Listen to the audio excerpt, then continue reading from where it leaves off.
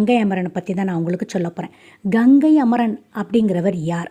Cinema ரசிகர்கள்கிட்ட இந்த கேள்வியை நம்ம கேட்டோம்னாக்க அவர்கள் பதில் சொல்ல திணறுவார்கள். காரணம், திரையுலகில் ஒரு பன்முக ஆளுமையாக அவர் திகழ்ந்து வருவது தான். அந்த அளவுக்கு அவர் பாடலாசிரியர், கிட்டார் இசை கருவியாளர், பின்னணி பாடகர், இசையமைப்பாளர், இயக்குனர், கதாசிரியர், தயாரிப்பாளர் அப்படிங்கிற பல முகங்கள் அவருக்கு உண்டு.